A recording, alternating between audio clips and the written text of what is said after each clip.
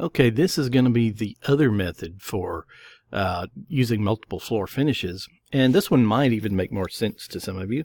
I don't know, actually it makes more sense to me as well, it seems like.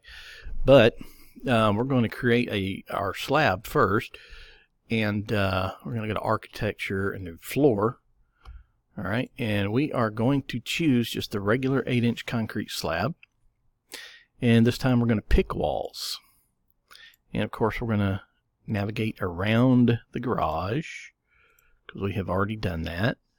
And then we're going to clean up our corners.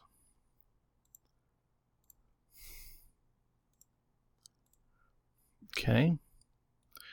And there will be a little bit of overlap here, but that's okay. We can actually try to prevent some of that by moving this up to the other side of the core face, the interior side. Okay, and of course we want to move all these. We want to put them right there, come to the outside of the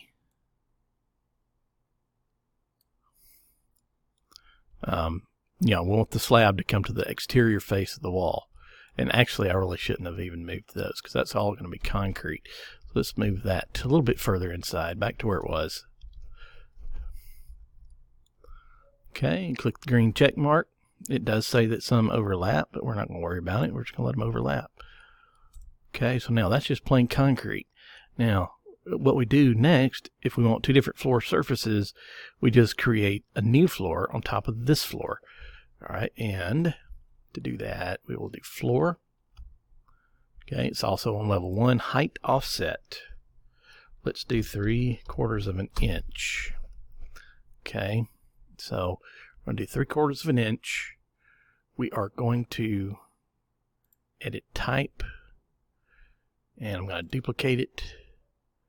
And this one is just going to be oak flooring.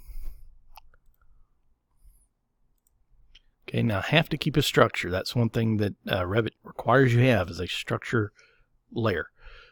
But I'm just going to change that structure layer to oak flooring. Change thickness to 3/4 of an inch. And OK, and OK. And I can do the same thing. I can pick walls.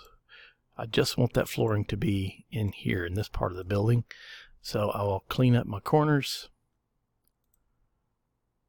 Oops, not there. There we go. All right, and this is where you want to look at how your floor is, making sure that they do extend into the wall, because the flooring material is going to go under the drywall. It doesn't have to be perfectly aligned or anything like that, but that's typically what happens. So there's our oak flooring. We'll click on the check mark, and now we have oak flooring. And it says the floor roof overlaps highlighted walls. Would you like to join geometry and cut the overlapping volume out of the walls? I have not ever tried that, so I don't know. I'm just going to click no. All right, and now of course I could take my section thingy-majig. Let's take a look at that. See how that actually placed. So we can zoom into our floor, and you can see right here, here's the concrete slab, and then there is the flooring material. See if we can get a realistic look at it. Not any better in realistic. Hidden line is best. Okay, so there's your floor material. And then of course you just repeat the same process over here and just create a new floor material. Floor. Let's see, we can take this one, we can edit and then duplicate and just call this one tile flooring. Okay, and we'll edit it, and we'll go down to tile,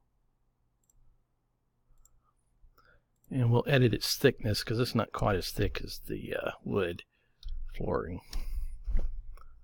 Yeah, it's probably not even that thick, but we'll just stick with that.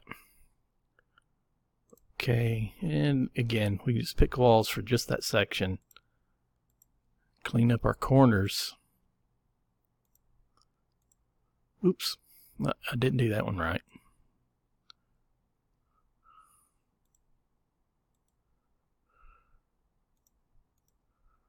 Okay, click, and we're done. No, I don't want to do that. I might try that someday to see what happens. Alright, so there you go. Again, that's how you can do separate floor coverings in different rooms. Alright, if you have any questions, just leave it in the comment box below.